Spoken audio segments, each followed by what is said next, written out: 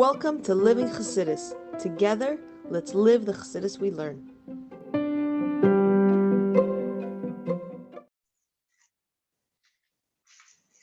Morning, everybody, and welcome to Chassidus in the morning. 15 minutes to change your life. Kuntres Heichaltzu. So, continuing on our discussion about differences doesn't have to cause conflict, and we can come together. And so we talked about like the difference between the Bavli and Yerushalmi, that even though the Bavli, the Gemara coming from Bavel is full of discussion and full of, so to speak, arguments back and forth. Nevertheless, that's the one that we use to make halachic decisions, which is showing us very clearly, and this is sort of like the main theme of the Maimon, that differences don't need to cause issues. If it's coming from a bittul, different place. We talked about before the difference between Toyu, and also we talked about how Toyu and Havaya, and which the Havaya is coming from bittul. And that's all we need. So we're in the middle of page 54. Vaderech, Maimon Razal, like our rabbis say, in seventeenth, lo lam hey adam merach kikane val yehei kasher kaeres. Very interesting. So it says in the Gemara over there, it says the person should always be soft like a reed, and it shouldn't be hard like a cedar. So a cedar tree is a very thick, strong, very powerful tree, whereas a reed is a very soft, very pliable, can move around. It's like there's a guy that I know. He told me, he was very, very pure, simple Jew, and he said this. He goes, I don't know so much. I haven't learned so much. He goes, but this is a vart that he like always. This is like his vart. And he said it says by Mitzrayim, by all the Makkos.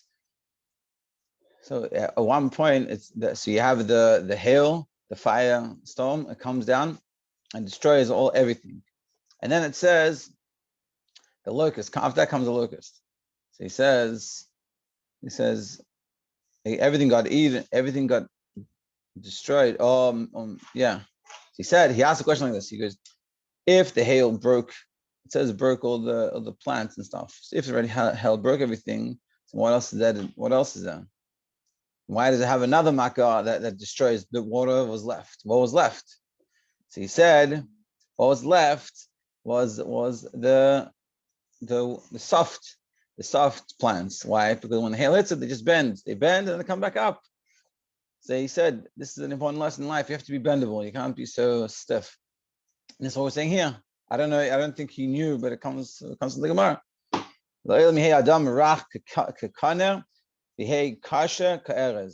it's a beautiful vart in life. You know, you don't have to get stuck on things. You have to be pliable. It's not a big deal. There's it happens to me, like in marriage, we have like discussions about things, and things start to bother me, like something that I want in a certain way, and it bothers me that I don't want to care about this. Like my kids, they're wearing something, or it doesn't look good, or it's like too big on him.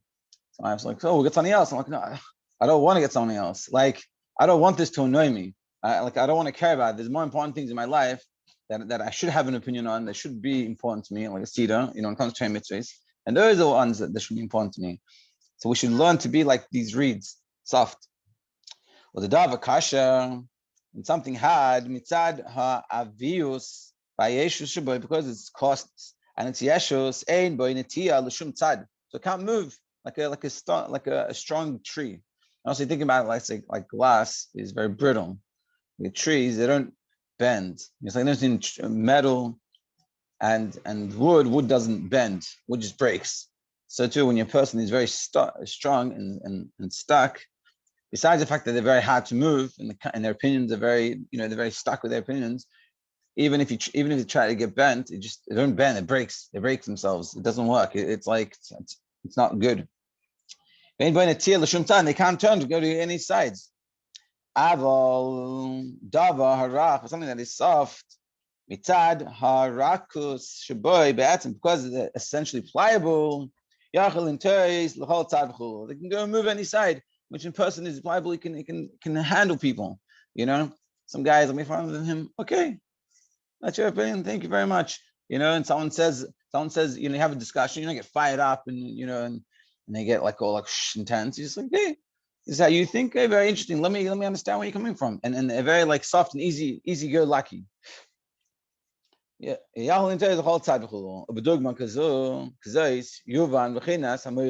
So too in the level of Meichin, talking about the Meichin and the mind and the Chachma and the Bina.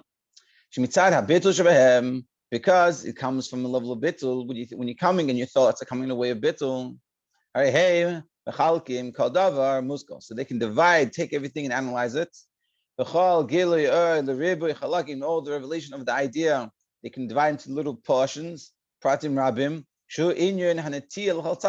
which is understanding on all sides, meaning, so to speak, like true science is not that this is my opinion and you'll have to agree to my opinion. True science is not definite. Real science never talks about this. That's how I know that real science is not about definite, it's about theories. This is what it seems to me.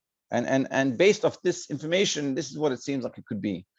But if someone brings some different information, so I can see it a different way, and I'm not stuck in a certain way. I'm trying to find the truth, and this is what we're talking about. When you have seichel in that way, so then you can apply, you can move yourself side to side. But if it's this is my truth and it has to be this way, then I don't want to hear anything. And then someone argues, someone brings something, so you say no, it can't be that because mine is true and yours is wrong. Even if the idea is opposite, you can still come and still listen and still pay attention and still try to learn from it. Yeah, like it says in this note of it, one is impartially views all the different aspects of a concept. He's not locked into any given approach. On the contrary, his objectivity enables him to see the different perspectives, even those that are opposite, and to form a balanced view that encompasses all of them without any personal favoritism. And so you come, then you can understand things. And this is you can sort of think about it in terms like the Rebbe, like on a humanistic level. Of course, the Rebbe, he's the Rebbe, but on like a humanistic level, the Rebbe learned, the Rebbe took from everything. And someone said, I was telling me that the Rebbe would read some random things, and there was a guy who would write things I think was very like anti-religious or something very like rough. And the Rebbe said, and the Rebbe was. And so the guy came to Yechidus and never said, I wanted to read your stuff, but it was because he's very like, have me to read. So the guy said to the Rebbe, why do you read my stuff? It's like so against you and your ways of life. You shouldn't read it. You should read things that are more connected to your style. So the Rebbe said, if I only read things that I like, that resonated with me and I liked, I didn't disagree on, I wouldn't read many things. But the Rebbe read a lot. The Rebbe was very up to date with a lot of things, because the Rebbe was like this. The Rebbe had bittul, the Rebbe was seeing it, and the Rebbe wasn't seeing reading it. It's like, oh, let me argue with it, but let me understand what perspectives of people coming from, and I can understand. I can have a broader mind. The more open we can be, of course, in a healthy way, the more we can understand things. And then you can bring everything together like the Rebbe. You take different opinions and you can understand the mile in each one, and you can add value to everything, and you can bring it all together beautifully. This is the true unity. When many details come and unite together, and they help each other. To the extent that you can't even find the head and the end, the beginning and the end. It's all come together. It's all like this is the opinion and everything else follows around and we fit them in, but we all have something that we're giving. Yeah, Sharei, hey, Messiahim Zelzeh, they help each other. Page 56. Because they all receiving from each other. That you need all of them, that the first one needs the second one, and they all need each other. So this is the true unity, meaning there's no opposites, meaning there's different. It's a very important understanding that unity doesn't mean we all hold the same opinion. We all follow, I'm right, and I show you how I'm right, and we all have to follow my way. True unity is we all see how everyone is important, and everyone is needed, no one has to give. It's like the lulav and esrog. The mitzvah should take the daled minim that we need specifically these daled minim.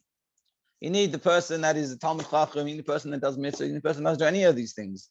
Ain't like tam ve'ein oreach. But you need all of them, they all come together. True unity is not that we all are like me and you exactly this way. True unity is when we bring all those differences together and to make this beautiful, colorful, so to speak, rainbow of opinions. They all can come together and all add to each other. It's not, in my opinion, it's not that, and we find that what commonality that comes together, they can add to each other. It's like, Chassidus says that everyone has a tafkid in the world. Everyone has something to give in the world. And everyone's tafkid is different. It's not that we all have the exact same tafkid. Not everyone has to be a shliach that goes out to the furthest country in the world, from America, from New York, and be a shliach, because there's only one person or two people that can be there. Everyone has their makom shlichus, the makom things to do, and what they have to give. For some person, it's being on TV, and some person being on the radio, and some person it's being on the streets. Everyone has their thing, and the unity is when we come together, we all bring what we have to give together. And a person sees, no, you're not doing it the way I'm doing it. That's not the unity. The unity is wow, you're doing it so differently than me. But that's we can come together. That's also the Rebbe. You see, when the Rebbe pushed people, it was never the same thing for every person. Every person had their thing, and this person has to do it in his way, and this person has to do it in his way. But all those come together in the bigger picture. And this is true unity. This is the true unity. There's no opposites. And therefore, this unity is much greater. It's much more. In comparison to as it is in its source. In its source, everything's sort of one. We have that has the potential for differences, but we're saying at that point there's nothing there. So it's like we're all exactly the same. We're all doing the same thing. It's like when you're yeshiva or seminary, you're all in the same place doing the same thing, and there's no real differences. The difference is expensive when you come out.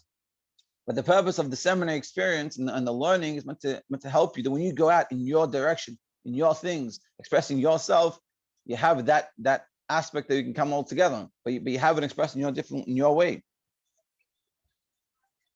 Because the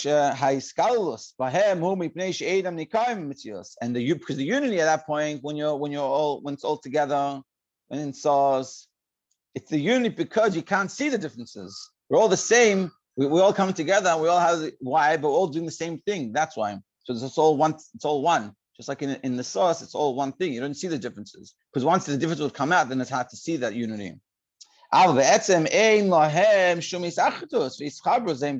not really connected in any point to that point. They're just in the same place in the same time.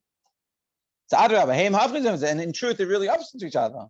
And if you reveal it, then they'll be opposite to each other.